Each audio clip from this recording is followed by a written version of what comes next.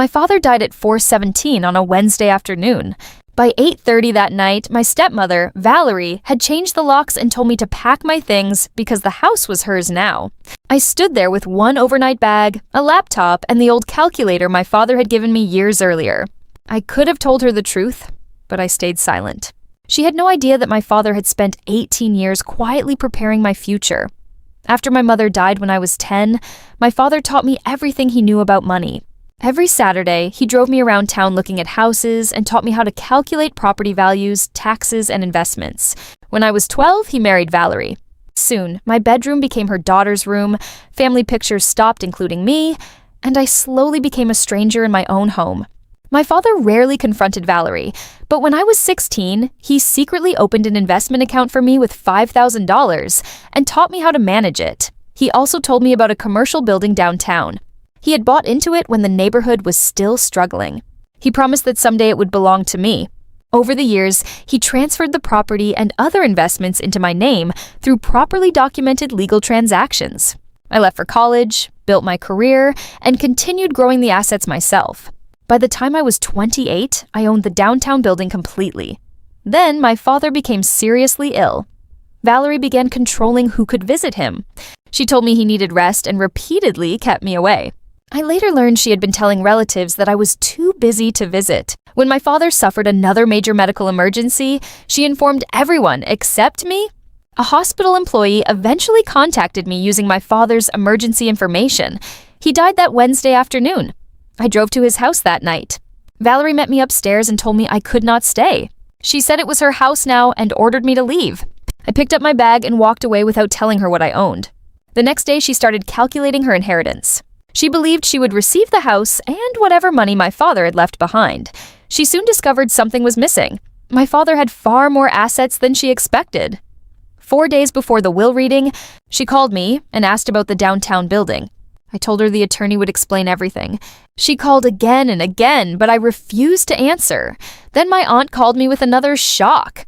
Valerie had withdrawn $80,000 from the joint account using a financial power of attorney. There was one problem. My father was already dead, meaning the power of attorney was no longer valid. My attorney immediately documented the transaction. At the estate meeting, Valerie arrived believing she had won. The house was hers, and she expected the remaining savings.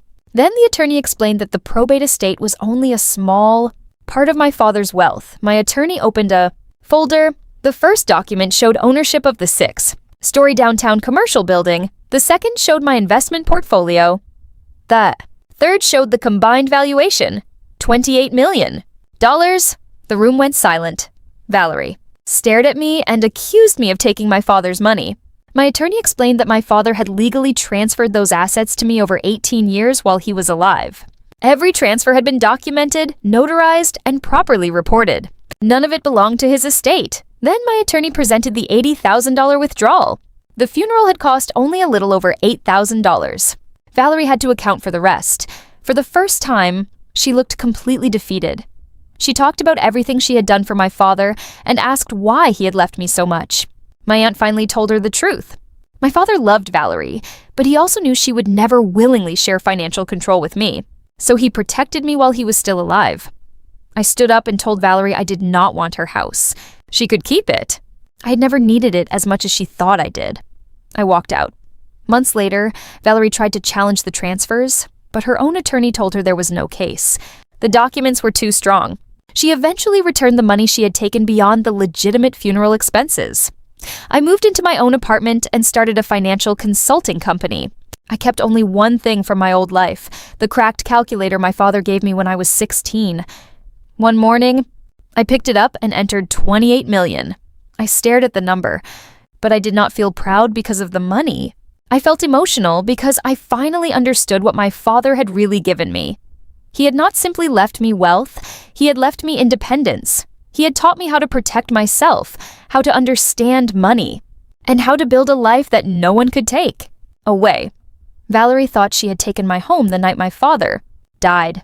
She was wrong. That house had stopped being my home years. Earlier, my father had already given me something far more valuable. He had given me the ability to stand on my own, and no one could ever change the locks on that.